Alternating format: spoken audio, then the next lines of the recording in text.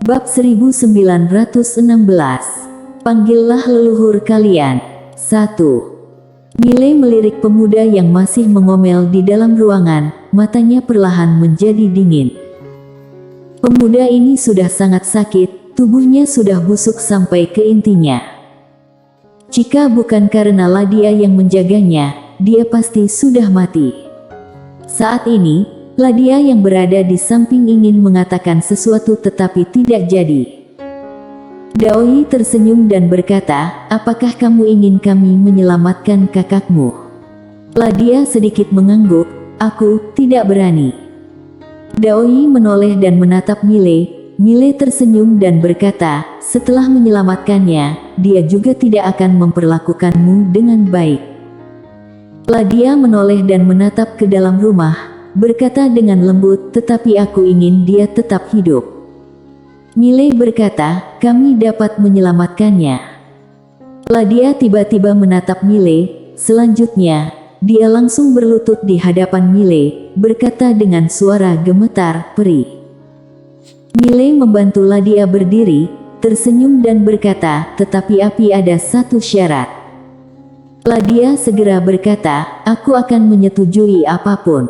"Menyetujui apapun?" Mile menatap Ladia, "Kami dapat menyelamatkannya, tetapi kamu harus ikut dengan kami." Mendengar hal ini, Ladia tercengang, "Aku ikut dengan kalian." Mile mengangguk, "Ya." Ladia meremas tangannya dengan erat, matanya penuh ketidakpercayaan, "Peri, apakah kamu akan membawaku pergi?" Mile mengangguk, tersenyum dan berkata, "Ya." Ladia berkata dengan gemetar, "Tetapi aku tidak punya bakat." Alasan mengapa dia tidak percaya itu adalah karena beberapa peri terkadang datang ke tempat ini, dan peri itu akan membawa beberapa orang pergi, namun, mereka semua adalah orang-orang yang sangat berbakat. Asalkan dibawa pergi, itu sama saja dengan mengubah nasib. Dan dia tidak pernah berani memikirkannya. Mile dengan lembut mengusap kepala kecil Ladia, "Tidak perlu bakat apapun, kamu ikuti aku dan aku akan mengatur rumah yang baik untukmu." Ladia segera berlutut dan bersujud, "Terima kasih peri, terima kasih." Mile membantu Ladia berdiri sekali lagi, "Tetapi, kami tidak akan membawa pergi kakakmu." Ladia melirik Mile, berkata dengan suara rendah, "Peri, biarkan dia hidup sudah cukup." Mendengar hal ini, Mile sedikit tercengang, dia mengelus kepala kecil Ladia dengan ringan, menggelengkan kepala dan tersenyum, gadis kecil yang pintar. Gadis kecil ini dapat melihat dia memiliki hati pembunuhan terhadap pemuda. Sangat tidak sederhana. Mile berbalik dan berjalan masuk ke dalam rumah. Ladia juga hendak mengikuti, tetapi dia ragu sejenak, akhirnya memilih untuk tidak ikut masuk ke dalam. Dia tidak meminta Mile dan Daoi untuk membawa pergi kakaknya, karena dia tahu bahwa dia tidak memiliki hak. Beberapa saat kemudian, Mile berjalan keluar. Ladia menatap Mile dan sedikit gugup. Mile tersenyum dan berkata, "Dia sudah sembuh." Ladia langsung berlutut, tetapi malah dihentikan oleh Mile. Mile menatap Ladia, "Kelak kamu tidak perlu berlutut kepada kami, kakak di sampingmu ini bernama Daoi, namaku Mile, kamu bisa memanggilnya kakak Daoi, dan panggil aku kakak Mile." "Mengerti." Ladia ragu sejenak, dia mengangguk, "Baik, kakak Mile." Mile tersenyum dan berkata, "Ayo kita pergi." Ladia mengedipkan mata, "Apakah pergi sekarang juga?" Mile tersenyum dan berkata, "Apakah kamu ingin mengucapkan selamat tinggal kepada kakakmu?" Setelah Ladia diam sejenak, dia menatap ke dalam rumah, berkata dengan lembut, "Kak, kelak aku tidak bisa menjagamu lagi. Jaga dirimu." Selesai berbicara, dia berbalik dan meraih tangan Mile, tetapi tanpa sadar mencoba menariknya kembali. Mile menggandeng tangan Ladia, tersenyum dan berkata, "Ayo pergi." Sambil berbicara, dia menarik Ladia dan berjalan ke kejauhan. Dan tepat pada saat ini, alisnya tiba-tiba berkerut. Dia membalik telapak tangan Ladia. Di dalam telapak tangan Ladia, ada sebuah tanda bunga teratai hitam. Miley melihat tanda teratai hitam itu dan berkata dengan lembut, "Apa ini?" Ladia menggelengkan kepalanya, "Tidak tahu. Mereka mengatakan bahwa itu adalah tanda lahir." Miley dengan lembut menyentuh tanda teratai hitam. Tepat pada saat ini, perubahan tiba-tiba terjadi. Jari-jari Miley tiba-tiba terbakar. Selanjutnya, nyala api menyebar langsung ke seluruh tubuhnya. Boom! Miley langsung menjadi manusia api. Dan tepat pada saat ini, kekuatan garis darah dalam tubuh Miley tiba-tiba meledak. Bum-dum. Kekuatan garis darah Miley dipaksa oleh api dan keluar dari dalam tubuhnya, dan api itu kembali ke dalam telapak tangan Ladia. Pada saat ini, keringat dingin perlahan menetes dari dahi Miley. Barusan, dia hampir terbakar menjadi abu. Jika bukan karena kekuatan garis darahnya, dia pasti sudah tiada. Bahkan kesadarannya pun akan terhapus. Saat ini, seluruh wajah Ladia menjadi sangat pucat. Dia berkata dengan ketakutan, "Kak Miley, aku." Miley tersenyum, "Aku tidak apa-apa." Sambil berbicara, dia melirik tanda hitam di tangan Ladia. Sialan. Ladia ini bukan orang biasa. Di samping, Daoi tiba-tiba menggelengkan kepala, "Kamu benar-benar maniak." Miley menatap Daoi, "Apa maksudnya?" Daoi menatap Miley, "Aku menyadari, bahkan adik perempuanmu bukan orang biasa. Walaupun adalah adik angkat, Miley. Dia saat ini memang sedikit tidak berdaya. Ladia ini pasti bukan orang biasa. Tetapi, apakah kebetulan seperti ini? Dia baru saja mengadopsi seorang adik perempuan secara acak, kemudian adik perempuan ini bukanlah orang biasa. Apakah dirinya perlu mengadopsi lebih banyak adik perempuan lagi?" Bersambung. Bab 1917. Panggillah leluhur kalian. 2. Saat ini, Daoi tiba-tiba berjongkok. Dia memegang tangan Ladia. Pada saat ini, tanda teratai hitam telah kembali normal, tidak ada aura apapun.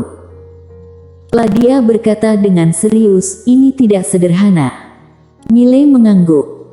Dengan kekuatannya saat ini, sulit bagi apapun untuk melukainya, dan barusan makhluk ini hampir membunuhnya dalam hitungan detik. Itu terlalu maniak. Dia bahkan sedikit takut sekarang.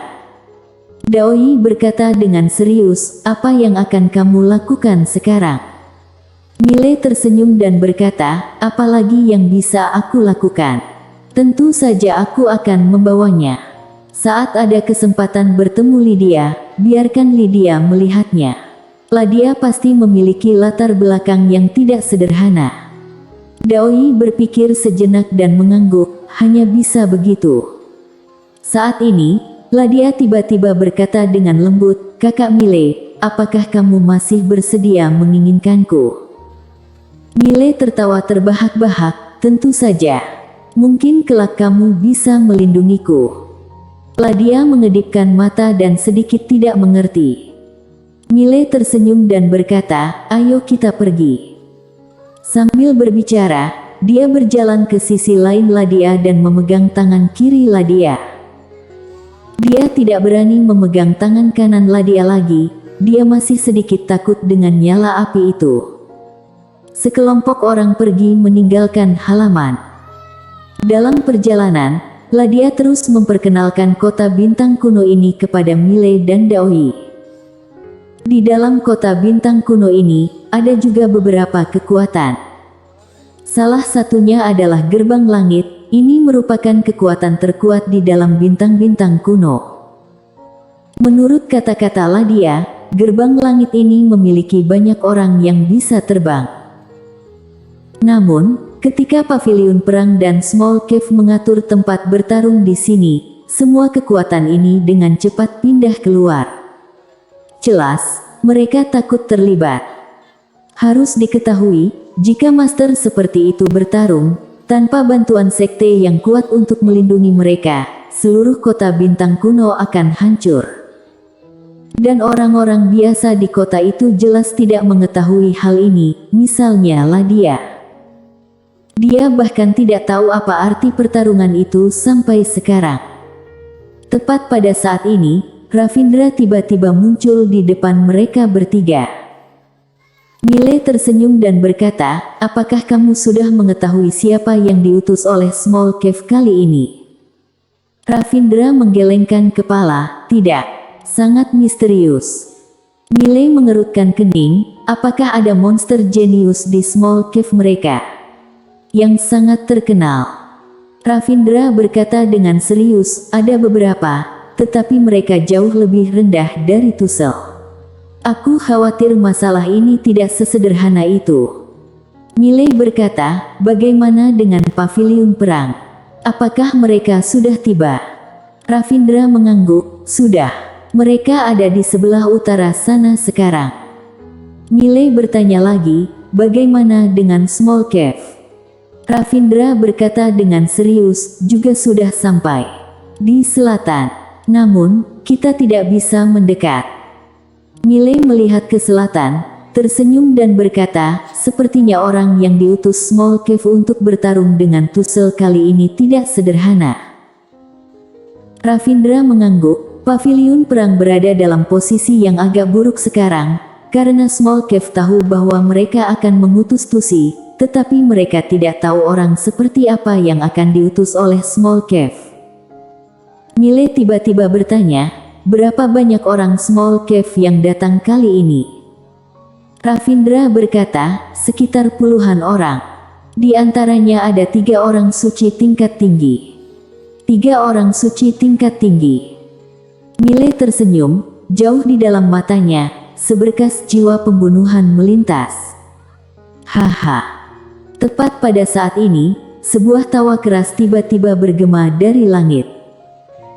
Semua orang melihat ke arah suara. Di langit, terlihat seorang pria berdiri di sana, memancarkan tekanan yang menakutkan.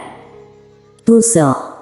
Tusel melihat ke selatan, tersenyum dan berkata, Small Cave, aku lelah menunggu, ayo bertarung hari ini.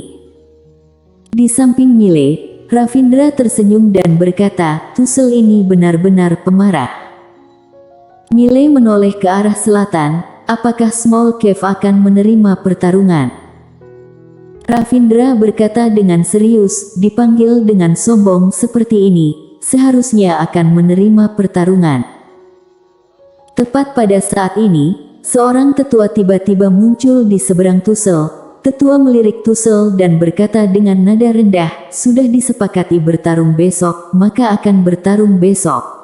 Untuk apa kamu terburu-buru? Tusel tertawa terbahak-bahak, menurutku, karena kita sudah tiba, mengapa harus menunggu besok? Mari kita bertarung sampai mati sekarang juga. Tetua menatap Tusel, boleh. Sambil berbicara, dia menoleh, di ketidakjauhan, seorang pria berjalan keluar. Pria itu mengenakan jubah abu-abu sederhana, rambutnya tergerai di belakang kepala. Di dalam tangannya, dia memegang pedang bersarung panjang. Ketika melihat pria itu, Mile menoleh dan menatap Ravindra yang berada di samping. Ravindra menggelengkan kepala, belum pernah melihat dia sebelumnya. Mile memandang pria itu dan sedikit mengerutkan kening. Dia tidak bisa merasakan kehadiran aura pria ini. Ada yang aneh. Daoi berkata dengan lembut, tidak sederhana. Mile mengangguk. Dia bisa merasakan aura Tusel, tetapi tidak dapat merasakan aura pria ini. Dan tepat pada saat ini, orang suci Small Cave itu tiba-tiba berkata, biarkan Small Cave kami menyelesaikan satu hal terlebih dahulu. Sambil berbicara, dia menatap Mile yang berada di bawah. Small Cave kami akan membunuh orang ini terlebih dahulu. Dia. Tepat pada saat ini, Mile menjentikkan ibu jarinya dengan ringan. Cit. Kepala tetua itu langsung terbang keluar. Semua orang di tempat tercengang. Miley melirik sekeliling, membunuhku. Sambil berbicara, dia sedikit menggelengkan kepala, biarkan leluhur Small Cave kalian datang. Ya, panggillah leluhur kalian. Semua orang bersambung.